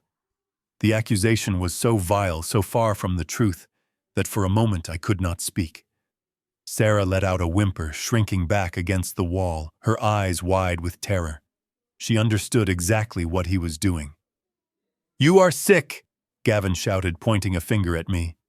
"Get away from her! Do not touch her! I have not touched her!" I said, my voice steady but low. I heard a noise. I came to check. "Save it for the police," Gavin spat. He was already dialing. "Yes, send a unit to the Pierce estate immediately. I have an intruder. I just caught my gardener assaulting my wife. Yes, he is still here. I have him cornered." He hung up and looked at me with a triumphant grin. "You are finished, Richard. Officer Miller is just down the road. By the time he gets here, you will be lucky if you can walk to the squad car. And do not worry about Sarah. I will make sure the doctors know she has been traumatized. It will only strengthen my case for permanent institutionalization." He was using his own lie to seal Sarah's fate. If I was arrested for assault, Sarah would be the victim, and he would be the protective husband. I would be thrown in jail, unable to stop the sale on Friday. I would lose. The sirens wailed in the distance, getting louder by the second. I looked at Sarah. She was shaking her head slightly, mouthing the word "run." But I could not run. I was 70 years old. I could not outrun a police cruiser. I needed a different kind of escape. I needed to leave this house, but I could not go to jail. The heavy boots of Officer Miller and his partner thundered down the stairs. They burst into the room, guns drawn. "Hands! Let me see your hands!" Miller screamed. I raised my hands slowly. Gavin stepped forward, playing the victim perfectly. "Thank God you are here," Gavin gasped. He was all over her. I heard screaming. I came down and found him on top of her. It was a lie so bold it took my breath away. Miller looked at me with disgust. He did not ask for my side of the story. He did not look for evidence. He just saw a dirty old man and a wealthy donor. "Get on the ground," Miller barked, advancing on me with handcuffs. I knew that once those cuffs clicked shut, I was dead. I would disappear into the system or have an accident in a holding cell. I needed to get out of their custody. I needed a medical evacuation. I took a deep breath, recalling the symptoms of the angina attacks my father used to suffer. I clenched my left hand into a fist. I let my face go slack. I grabbed my chest with my right hand, letting out a strangled gasp. My heart, I wheezed, stumbling forward. I cannot breathe. I collapsed onto the cold concrete floor, letting my body spasm. It was a performance, but the fear I felt for Sarah made the sweat on my brow very real. "He is faking it," Gavin yelled, kicking my leg. "Get up, you old actor!" But Officer Miller hesitated. He was corrupt, but he was not ready to explain a death in custody on his watch, especially with a suspect this old. I let my eyes roll back in my head. I made my breathing shallow and ragged. "Call the paramedics," Miller's partner said, holstering his gun and kneeling beside me. "His pulse is racing. He is going into cardiac arrest." "No," Gavin screamed. "Just arrest him." "We cannot book a corpse," Mr. Pierce Miller snapped, grabbing his radio. "Dispatch, we need an ambulance at the Pierce residence.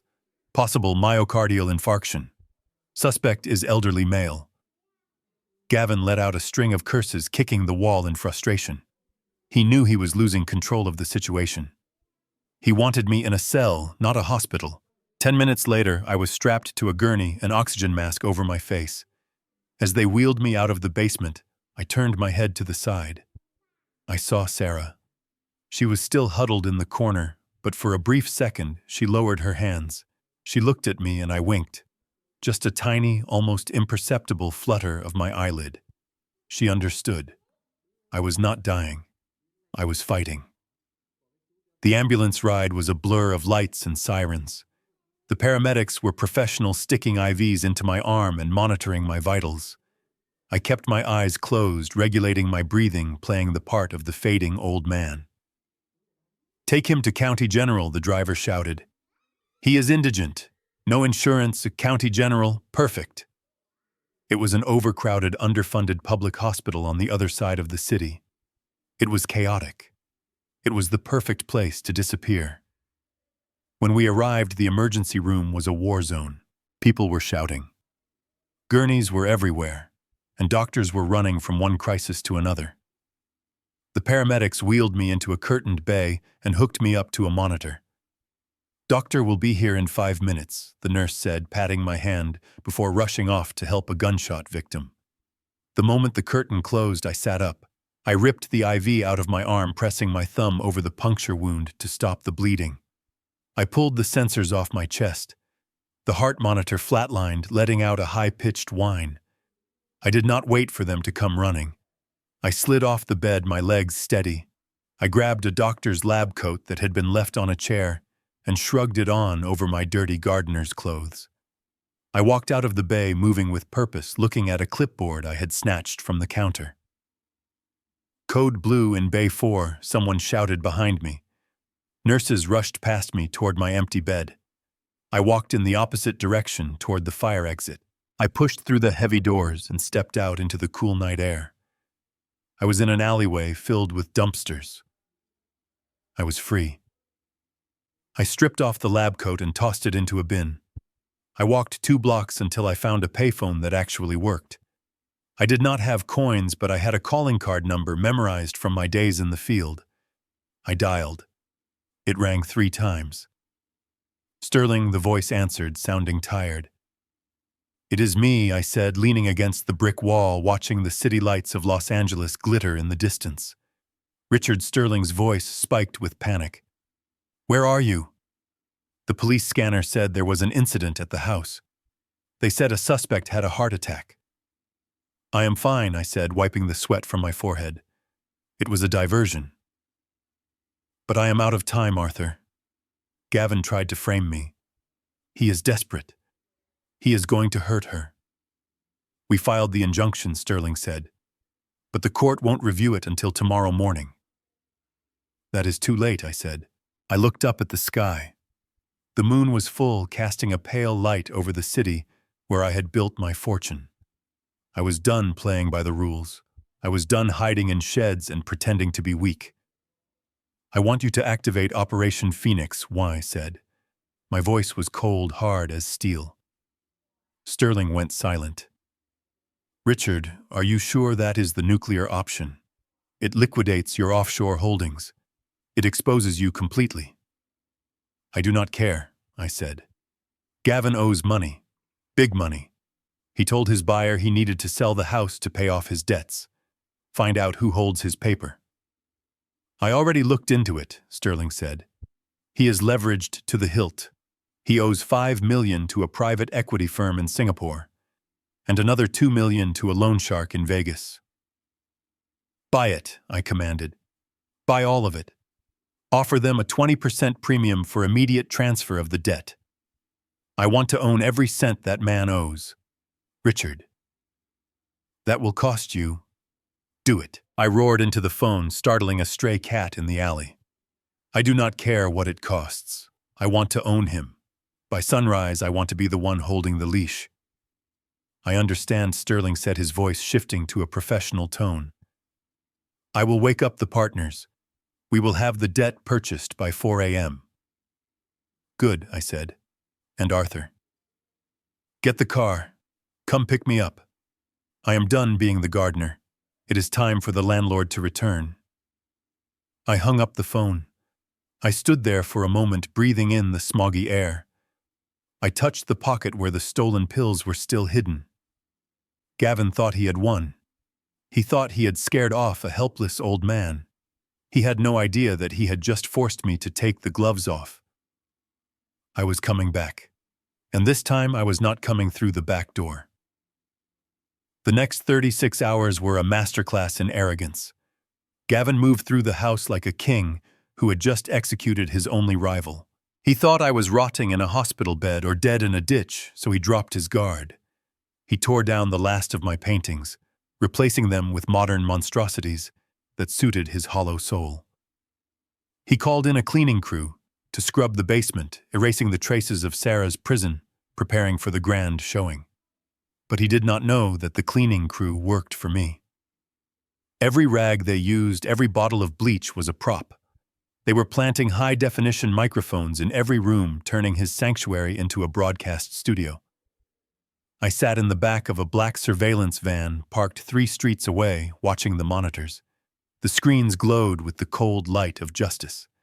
Next to me sat Arthur Sterling, looking more like a general than a lawyer, coordinating with a team of forensic accountants who were dissecting Gavin's financial corpse in real time.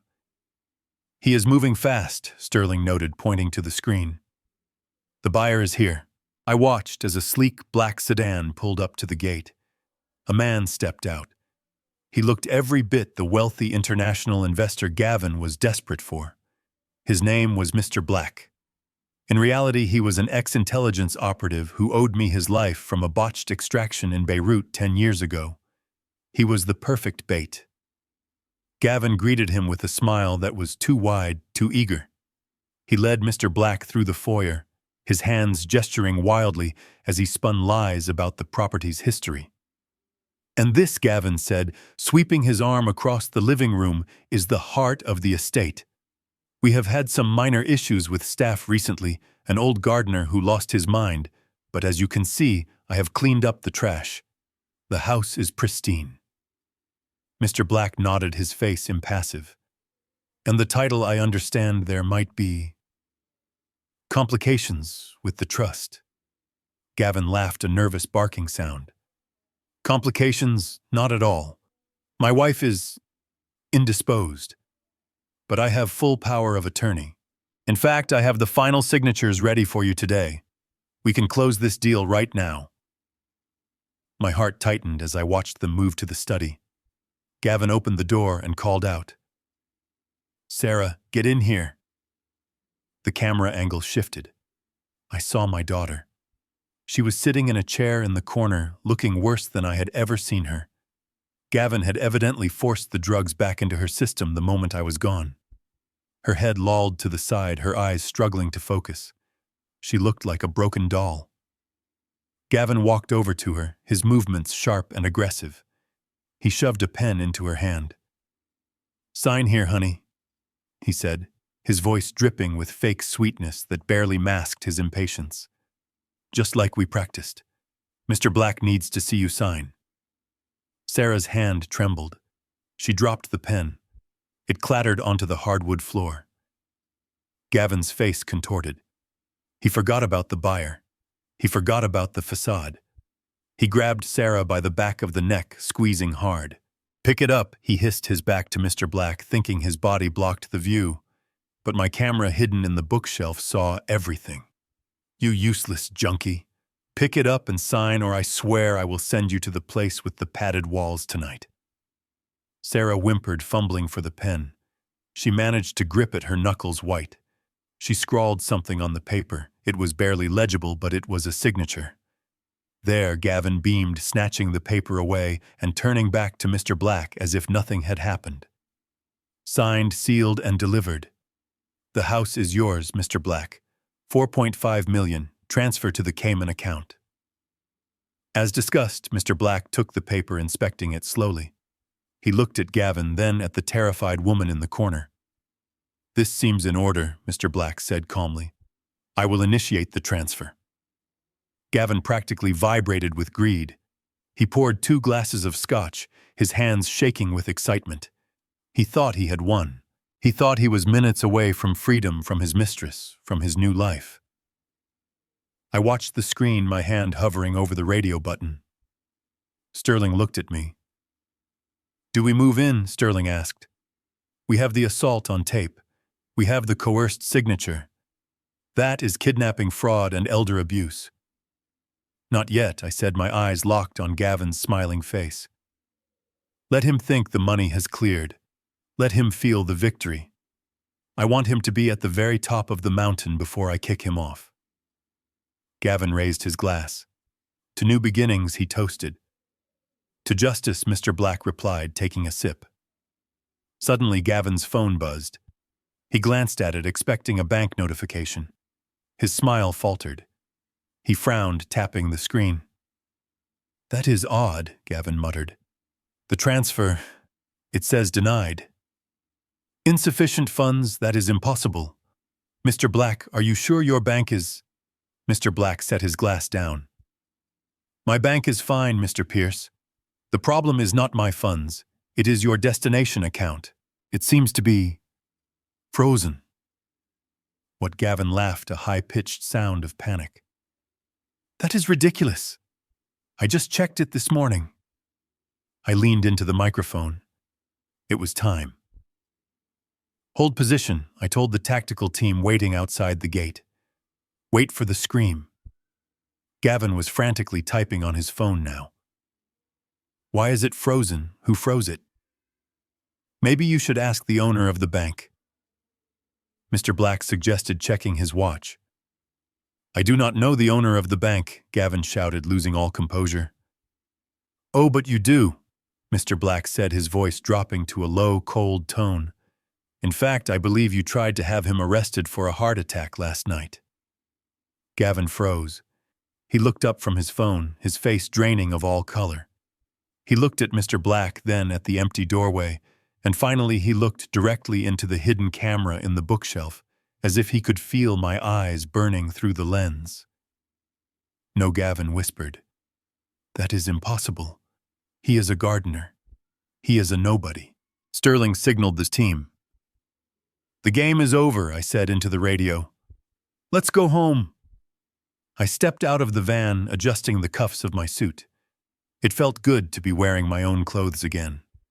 It felt good to be Richard Caldwell, the architect, the builder, the father. I walked toward the house, not sneaking through the shadows this time, but walking right up the middle of the driveway. The gates opened for me. The security guards, now replaced by my own men, stood at attention. I could hear Gavin shouting inside the house. He was unraveling. The trap had snapped shut, and he was thrashing against the steel teeth of his own greed. But he had not just stolen money. He had stolen years of my daughter's life. And for that there would be no settlement. There would only be a reckoning. I reached the front door and placed my hand on the handle. It was unlocked. I pushed it open and stepped into the arena. The atmosphere inside the living room was electric, vibrating with the hum of expensive conversation and the clinking of crystal glasses. Gavin had turned the signing of a property deed into a coronation. He had invited the local press, posing for photos with a shovel, as if breaking ground on a new era of prosperity, while the real foundation of this family lay shivering in the dark beneath his feet. He stood by the fireplace, the flames casting long shadows across his face, which was flushed with the intoxicating mix of scotch and victory. "I have big plans for this community," Gavin announced to a reporter from the city. Chronicle, his voice booming with false modesty. "Selling this estate is just the first step. We are looking at a future where innovation meets tradition. And frankly, it is a relief to finally move on from the past." He raised his glass, and the room followed suit. "To the future," he bellowed. "To the future," the guests echoed, oblivious to the fact that their host's future was currently being dismantled wire by the man they thought was dead.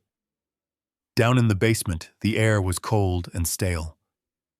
Patricia sat on a folding chair outside the heavy oak door, scrolling through her phone, checking real estate listings in Monaco. She had no idea that the silence from the other side of the door was not submission. It was the calm before the storm. Sarah was awake. She was listening. And for the first time in years, she was waiting for a signal she knew was coming. Outside, the gravel of the driveway crunched under the tires of 4 black armored SUVs. We did not use the siren. We did not need to announce our arrival with noise. Power whispers. We rolled up to the front steps in a formation that screamed military precision. The lead car, a custom Mercedes that cost more than Gavin's entire life insurance policy, came to a smooth halt. I sat in the back seat, adjusting the cuffs of my navy blue Brioni suit. It had been waiting in a climate-controlled storage unit for 15 years, along with the rest of my life. It fit as if I had never left. I caught my reflection in the darkened window. The dirt was gone. The stubble was shaved. The hunched shoulders of the broken gardener were replaced by the steel spine of the CEO. "Ready?" Sir Sterling asked from the seat beside me. He looked nervous but determined. I did not answer. I just opened the door. The sound of the heavy car doors slamming shut in unison cut through the night like a volley of gunfire. The private security guards Gavin had hired, cheap rent-a-cops looking for an easy paycheck, stepped forward, hands on their belts. "Hey," one of them shouted, shining a flashlight at us. "You cannot park here. This is a private event. Turn around, or we will—" He stopped mid-sentence as 4 of my personal security detail stepped out of the flanking vehicles. These were not mall cops. These were former Special Forces operatives, men who had guarded me in war zones. They did not speak. They simply formed a wall, their presence alone enough to make Gavin's guards take a step back, lowering their flashlights in sudden instinctive deference. I walked up the stone steps, my Italian leather shoes clicking rhythmically on the path I had laid with my own hands 20 years ago. I reached the massive double doors. I did not knock. 2 of my men pushed them open, the heavy wood groaning as if welcoming its true master home. The noise of the party spilled out, then died instantly. I stepped into the foyer. The light from the crystal chandelier hit me, and for a moment I was blinded. But as my eyes adjusted, I saw them. The sea of faces turned toward the door. The laughter died in their throats. The music seemed to screech to a halt. For a few seconds, no one recognized me. They saw a powerful, imposing man in a suit that whispered old money. They were confused. Was this a new investor? A surprise guess, then Gavin turned around. He was in the middle of a laugh, his head thrown back. He froze. The glass of scotch in his hand tilted amber liquid spilling onto his expensive rug, but he did not notice. He stared at me. His eyes went wide, not with recognition, but with a primal, impossible cognitive dissonance. His brain could not reconcile the image of the dirty, pathetic gardener he had kicked earlier with the Titan standing before him. "Who the hell are you?" Gavin demanded, his voice cracking. "This is a private party." "Security, where is the security?" No one moved. My men had already secured the perimeter of the room, standing silently against the walls, arms crossed. I did not speak to him, not yet. I walked through the crowd. The guests parted for me like the Red Sea, sensing the sheer force of gravity pulling the room toward me. I walked past the reporter who was now frantically snapping photos. I walked past Mr. Black, who gave me a subtle, almost imperceptible nod. I reached the center of the room where a microphone stand had been set up for Gavin's speeches. I stood there for a moment looking around the room. I looked at the paintings Gavin had hung, gaudy, soulless, abstract pieces. I looked at the furniture he had bought, trendy, uncomfortable chairs that would be out of style in a year. He had tried to erase me. He had failed. Gavin stumbled forward, his face turning a blotchy shade of purple. I said, "Who are you?" he screamed, losing all control. "You think you can just walk in here? Do you know who I am?" I looked at him then. I looked him dead in the eye, and I let a small, cold smile touch my lips. "I know exactly who you are, Gavin," I said. my voice amplified by the speakers deep and resonant, filling every corner of the house. "You are a tenant, and your lease has just expired." Gavin blinked. He squinted. And then the realization hit him like a physical blow. He saw the eyes. The same eyes that had looked at him from the face of the old man in the garden. The same eyes that had watched him from the shadows for days. "No," Gavin whispered, backing away, shaking his head. "No. That is impossible. You are the gardener. You are dead." I reached out and adjusted the microphone. I took a slow breath, savoring the terror radiating from him. "I am sorry to interrupt your toast," I said calmly to the room, my voice steady as bedrock. "But I believe there has been a misunderstanding. This man is trying to sell a house that does not belong to him." Gavin lunged forward, panic overriding his senses. "Shut up," he shrieked. "Get him out of here. He is an imposter. He is crazy." I did not flinch. I did not move. Actually, I continued, my eyes never leaving his face. "I am Richard Caldwell, and I am here to take back my home." Gavin's shock lasted only a second before it curdled into a manic, desperate laughter that echoed uncomfortably off the high ceilings. He looked at the stunned guests, then at the camera crews, and finally back at me, his eyes wide with the frantic energy of a rat cornered in a trap.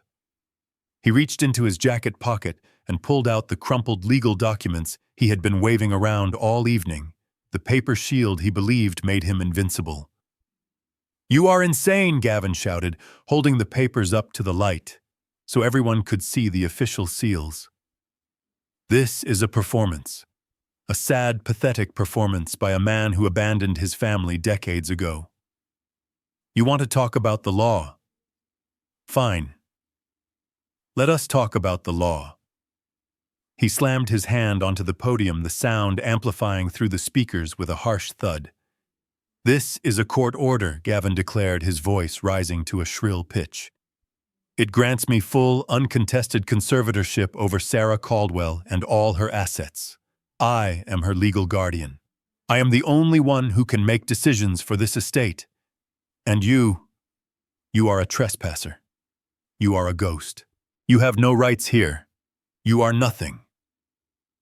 He turned to the police officers who were standing near the entrance, confused and waiting for orders. "Officers, remove this man immediately. He is harassing a mentally incompetent woman and disrupting a legal commercial transaction. Do your jobs." For a moment, the room held its breath. Gavin's confidence was convincing. He had the paperwork. He had the narrative. The guests began to murmur, looking at me with suspicion. Perhaps I was just a crazy old man with a borrowed suit and hired muscle. But I did not move. I did not shout back. I simply nodded to Arthur Sterling. Sterling stepped forward, opening his briefcase with the precise, lethal calm of an executioner. He pulled out a single sheet of paper, not a thick file like Gavin's, but a document with a red medical stamp at the top. "That court order is based on a medical diagnosis of paranoid schizophrenia and drug addiction," Sterling said, his voice cutting through the murmurs like a knife. "It relies entirely on the premise that Sarah Caldwell is mentally unfit to manage her own life." "She is unfit," Gavin yelled, sweat pouring down his forehead. "She is crazy, everyone knows it." Sterling held up the paper. At 6 o'clock this morning, while the household was asleep, a sample of Sarah's blood was collected and rushed to an independent forensic lab. We just received the results. Gavin's face went pale. He opened his mouth, but no sound came out. "Sarah is not schizophrenic," Sterling announced, turning to face the reporters, ensuring every word was recorded. "And she is not an addict. Her blood shows toxic levels of thorazine and lithium. Specifically, 10 times the maximum safe dosage for a human being. She has not been losing her mind, Mr. Pierce. She has been systematically poisoned." The word hung in the air, heavy and suffocating. Poisoned. The guests gasped. The reporter from the City Chronicle stopped taking notes and stared at Gavin with open horror. "That is a lie," Gavin screamed, but his voice cracked. He looked at the guests, pleading for validation. She takes vitamins. I give her vitamins. We found the bottle, Sterling continued relentlessly. Hidden in your bathroom, mixed in with the supplements. This document proves that the conservatorship was obtained through fraud and criminal negligence. It is not just void, Gavin. It is evidence in an attempted murder trial. Gavin looked around the room, seeing his support evaporate. The admiration in the eyes of his peers was replaced by disgust. He was losing the audience. He was losing the moral high ground. But Gavin was a survivor, a cockroach who could survive a nuclear blast if there was money involved. He stiffened his spine, wiping the sweat from his upper lip. He looked at me with pure hatred. Fine, Gavin spat, adjusting his tie with trembling hands. Sue me. Drag me to court. It will take years. I will hire the best defense team in the state. But right now, that does not change a thing about today. He turned to Mr. Black, who was still standing by the table with the signed deed. The deed is signed, Gavin said, a frantic smile stretching across his face. The transaction is complete. The money has already been wired. I checked the confirmation myself. The house is sold. The cash is in my offshore account. He pointed a shaking finger at me. You can take the house back when I am dead, old man. But the $4.5 million, that is mine. And with that kind of money, I can disappear to a place where your lawyers will never find me.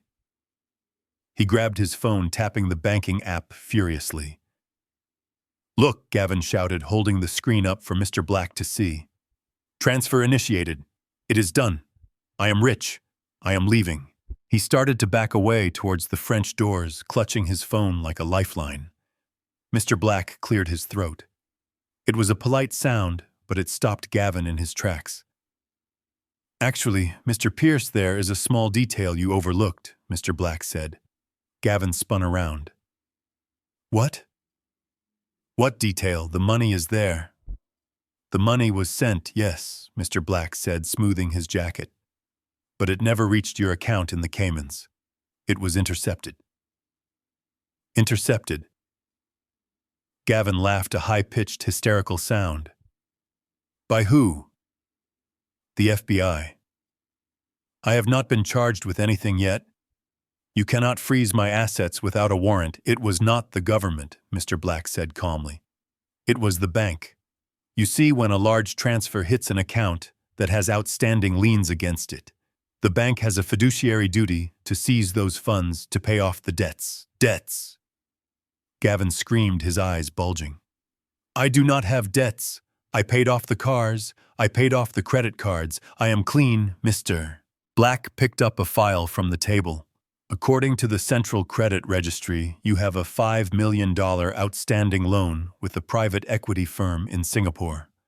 A high-risk loan you took out 3 years ago to cover your gambling losses in Macau. You defaulted on that loan 6 months ago.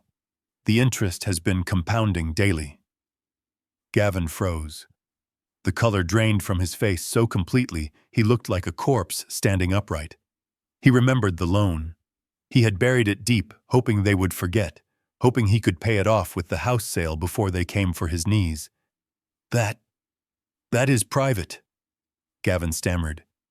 How do you know about that? And even if I owe them, they are in Singapore. They cannot touch a transfer in America instantly. They can if the debt was sold, Mr. Black said. Sold, Gavin whispered. Last night at 3 a.m., that entire debt portfolio was purchased by a U.S.-based trust, Mr. Black explained. They bought your debt, Mr. Pierce, every single cent of it. And as the new creditor, they exercised their right to seize any incoming assets to satisfy the lien. The $4.5 million from the house sale did not go to you. It went directly to pay off the principal of the loan you owe. Gavin dropped his phone. It hit the rug with a dull thud. You are lying, he breathed. Who bought it? Who would spend $5 million just to bankrupt me? I stepped forward then. The room fell silent again. The only sound was the crackling of the fire and Gavin's ragged breathing. I walked right up to him, close enough to smell the fear radiating off his skin. I leaned in, invading his space, forcing him to look into the eyes of the man he had tried to erase. I lowered my voice to a whisper, intimate and terrifying, meant only for him and the microphone that picked up every syllable. You really should read the fine print, Gavin. I reached into my pocket and pulled out a business card. It was heavy stock, embossed with gold lettering. I tucked it into the breast pocket of his jacket, right over his pounding heart. The entity that bought your debt is a subsidiary of a global financial group, I said softly.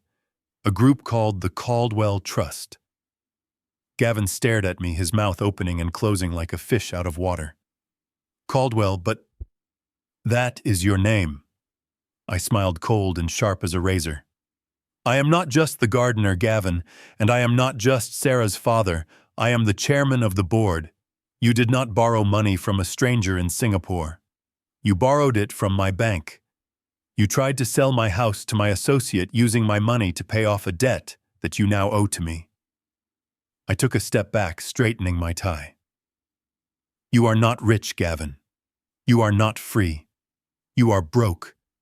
You are $500,000 short of settling your debt to me. And since you cannot pay, I gestured to the police officers who were now moving forward, handcuffs at the ready, realizing exactly who was in charge. I believe that makes you a flight risk.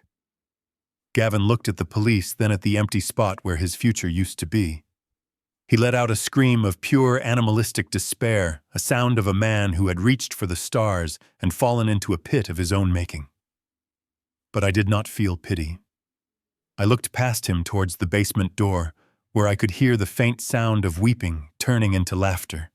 The checkmate was complete, but I was not done yet. There was still one person left to deal with. The silence in the room was shattered not by applause but by the sound of heavy boots hitting the marble floor. But it was not the local police who moved in. Officer Miller and his partner, who had been ready to arrest me moments ago, suddenly found themselves outflanked. A team of officers in crisp dark uniforms, emblazoned with the state police insignia, marched through the front door, pushing past the confused security guards. They were not here for a domestic dispute. They were here for a federal investigation into wire fraud, kidnapping, and the illegal administration of controlled substances. Officer Miller stepped back, his hand hovering over his holster, his face pale. He knew instantly that his jurisdiction had just been overruled by a power far greater than Gavin's checkbook. The lead state trooper walked straight up to Gavin, who was still trembling by the fireplace. Gavin Pierce, the trooper, announced, his voice booming through the silent room. You are under arrest. Gavin looked at the handcuffs, then at the guests, and finally at me. The reality of his situation crashed down on him. The arrogance that had sustained him for years evaporated, leaving behind a pathetic, shivering coward. He did not run. He did not fight. He collapsed. He fell to his knees, sliding down the front of the fireplace, clutching the hem of my trousers. Richard. Please, Gavin sobbed, tears streaming down his face, ruining his expensive silk tie. You cannot let them take me. I am family. I am your son. I looked down at him. I felt nothing. No anger, no pity. Just the cold, clinical detachment of a surgeon removing a tumor. I have no son, I said. It was her, Gavin screamed, pointing a shaking finger towards the basement door. It was Patricia. She made me do it. She told me you were dead. She got the drugs. She said we had to sell the house before the baby came. I just wanted to be a good husband. I am a victim here, Richard. Please. The guests gasped. Even in his final moments, Gavin was willing to throw his own mother to the wolves to save his skin. It was a display of character so vile, it made the air in the room feel heavy. I leaned down, bringing my face close to his. You are not a victim, Gavin. You are a predator who got caught. You made my daughter, the woman you vowed to protect, scrub this driveway with a toothbrush while you drank scotch and laughed. You treated a princess like a slave in her own castle. I stood up, signaling the troopers to take him. Well, I hope you enjoyed the view from the top, I said, my voice hard as iron. Because where you are going, the only view you will have is the concrete floor. And trust me, you will be scrubbing that floor with your tongue before the other inmates are done with you. Get him out of my sight." Two troopers hauled Gavin to his feet. He was screaming now, a high-pitched, animalistic sound of pure terror. As they dragged him towards the door, another commotion erupted from the hallway. Two more officers emerged from the basement stairs. Between them, they dragged Patricia. She was not going quietly. She was kicking and spitting, her evening gown torn, her hair wild. She looked like a banshee. "Get your hands off me!" Patricia shrieked. "Do you know who I am? I am a pillar of this community. My son will sue you, Gavin." "Gavin, tell them." She looked around the room, searching for her savior, but she only saw Gavin being shoved into the back of a police van outside. Her eyes locked onto mine. She stopped screaming. She stared at me with a hatred that could burn through steel. "You old fool," she hissed. "You think you have won. She has broken Richard. You are rescuing a shell. We destroyed her mind. She will never be normal again." I walked up to her. I did not raise my voice. I did not need to. "She is a Caldwell, Patricia. We do not break, we rebuild. And as for you, you will have a long time to think about your mistake in a cell that is smaller than the closet you forced my daughter to sleep in." "Take her away," I commanded. As the police dragged the screaming woman out the front door, the flashbulbs of the press cameras exploded like fireworks. The reporters, sensing the story of the decade, were shouting questions, capturing every moment of the Pierce family's downfall. The neighbors who had watched silently for years, as Sarah withered away, now stood on their lawns watching the spectacle with a mix of shock and vindication. But I did not watch them leave. My work up here was done. The most important task remained. I turned my back on the party, on the guests, on the chaos. I walked to the basement door. My security team held the crowd back, giving me a wide berth. I opened the heavy oak door and descended the stairs. The air grew cooler with every step. The smell of damp concrete and fear hit me. I reached the bottom landing and pushed open the door to the small, windowless room. Sarah was huddled in the corner, her hands over her ears, to block out the noise from upstairs. She was shaking violently. She was still wearing the maid's uniform, stained and torn. When the door opened, she curled into a tighter ball, expecting another beating, expecting Patricia to come back with the belt. "Please," she whimpered. "I did not mean to drop the pen. Please do not hurt me." I fell to my knees on the hard floor. I did not care about the $3,000 suit. I crawled towards her. "Sarah," I whispered. She froze. She slowly lowered her hands. She turned her head, her eyes wide and terrified. She looked at me, but she did not see the dirty gardener in the cap. She saw the man in the suit. She saw the father she remembered from 15 years ago, the giant who used to carry her on his shoulders. "Dad," she breathed, her voice barely audible. "It is over, baby," I said, tears finally spilling down my cheeks. "The bad people are gone. They can never hurt you again." She stared at me, trying to process the reality. She reached out a trembling hand and touched the lapel of my jacket. She touched my face, tracing the tears. "You came back," she sobbed, a sound of pure heart-wrenching relief. "You really came back." "I promised I would," I said, pulling her into my arms. I lifted her up, cradling her on like she was a child again. She buried her face in my neck, weeping uncontrollably, her thin body shaking against mine. I stood up, holding my daughter, my greatest treasure. I carried her out of that dungeon. I carried her up the stairs, one step at a time, leaving the darkness behind us forever. When we emerged into the living room, the silence returned. The guests watched with tears in their eyes. Mr. Black bowed his head in respect. I did not stop. I walked straight out the front door into the cool night air. The police cars were pulling away, their red and blue lights painting the driveway where Sarah had scrubbed just hours before. Gavin's face was pressed against the window of the squad car, watching us.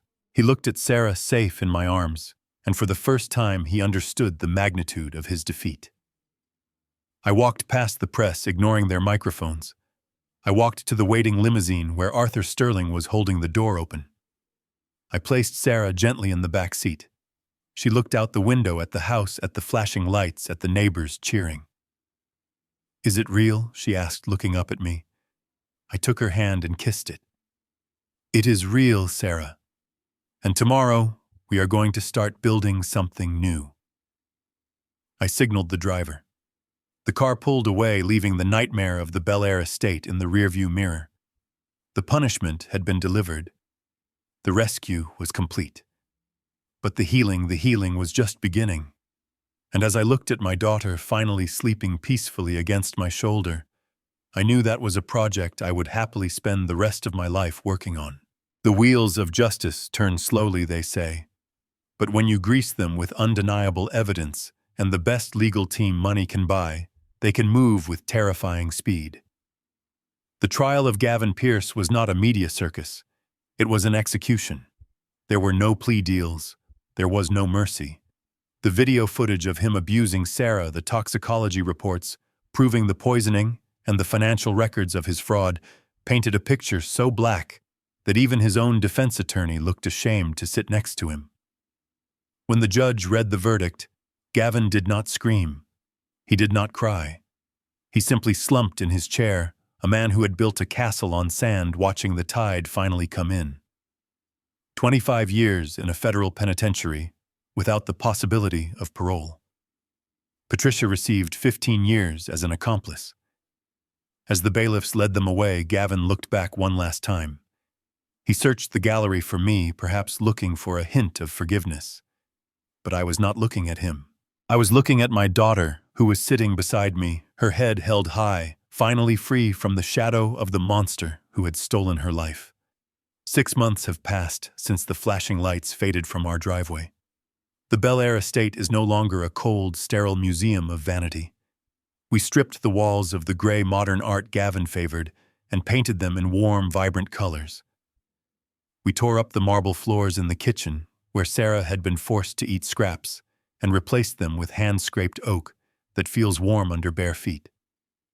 The basement, once a dungeon of despair, has been completely sealed off. We do not go down there. Instead, we built a new studio in the garden, a space filled with light and air where Sarah paints. And Sarah. To see her now is to witness a miracle. The gaunt, terrified woman who scrubbed the driveway with a toothbrush is gone. In her place is a woman who glows with health. She has gained weight, her cheeks are rosy, and her eyes possess a sparkle that I thought was extinguished forever. She did not just survive, she thrived. She took the pain of her past and forged it into a weapon to protect others. She now runs the Open Door Foundation, a charity we established together to provide legal and financial aid to victims of domestic and financial abuse. Every day she sits at the head of the table in our dining room, not as a servant, but as a leader helping other women reclaim their voices, just as she reclaimed hers. I sit here on the porch, nursing a cup of coffee, watching her work in the garden. She is laughing at something one of her volunteers said. The sound of her laughter is the most beautiful music I have ever heard, sweeter than any applause I ever received for a skyscraper or a bridge. For 40 years, I traveled the globe chasing contracts and building monuments of steel and glass. I told myself I was doing it for her to build a legacy. But in my pursuit of the future, I almost lost the present. I missed the warning signs. I trusted the wrong people because I was too busy looking at blueprints to look at the hearts of the men I let into our lives. I am not going back to Dubai. I am not going back to Qatar. The skyscrapers can be built by younger men. My construction site is here now. My project is making sure that my daughter never feels a moment of fear again. I have traded my hard hat for a sun hat and my blueprints for a book, and I have never been happier. I realized that the greatest structure a man can build is not made of concrete, but of trust and presence. It has been exactly 1 year since the judge banged his gavel, and the air in Los Angeles feels different today, lighter somehow. We just cut the red ribbon on the new headquarters for the Open Door Foundation. It is not located in a stuffy office building downtown, but right here in a renovated west wing of the estate. The very walls that used to be a prison for my daughter have been knocked down and replaced with floor-to-ceiling glass, letting in the blinding California sunshine. I stood at the back of the room and watched Sarah take the podium. She was not the trembling girl in the maid uniform who flinched at a raised hand anymore. She wore a sharp white suit, looking every bit the daughter of a man who built empires. She told her story to a room full of donors, lawyers, and survivors, speaking about the darkness, not to garner pity, but to show them the path out. After the applause died down and the guests began to mingle, I walked out to the garden near the rose bushes where I had once hidden as a gardener. Sarah found me there holding 2 glasses of sparkling water. She leaned against the railing beside me, looking out at the city lights flickering below us. "You know, Dad," she said softly, "I used to hate this view. I used to look at those lights and feel like every single one of them was a life I could never have." And now I asked, studying her profile, which looked so much like her mother's. She smiled, and it was a smile that finally reached her eyes. Now I look at them and I see work to be done. I see people waiting for a door to open. She turned to me and took my hand, her grip strong and assured. "I could not have done this without you. You did not just save me, you gave me the tools to save myself." I shook my head gently. "You did the heavy lifting, Sarah. I just cleared the rubble. I spent 40 years thinking my legacy would be the steel and concrete structures I left behind in the desert. I thought my name on a brass plaque was immortality. I was a fool. Standing there next to my daughter, watching her lead and watching her heal others, I realized that my greatest project was never a skyscraper. It was standing right next to me. The buildings will eventually crumble. Concrete cracks and steel rusts. But the strength I see in my daughter, that is something that will outlast us both." As we walked back inside to join the celebration, I took one last look at the front gate. It is open. It is always open now, and for the first time in a long time I am not planning for the next war. I am simply enjoying the peace. Money can buy a $4.5 million house, but it cannot buy a family. I spent a lifetime accumulating wealth, thinking it was a shield, but it nearly became the sword that destroyed us. I almost lost my daughter because I believed in the sanctity of blood and the lies of a man who called me dad while sharpening his knife.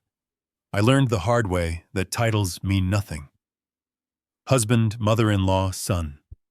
These are just words. Real family are the people who stand by you when the world turns its back. They are the ones who protect you when you are weak. I take a sip of my coffee, the warmth spreading through my chest, as Sarah waves to me from the rose bushes. I wave back, my heart full. I am no longer the stranger in my own home. I am the watchman.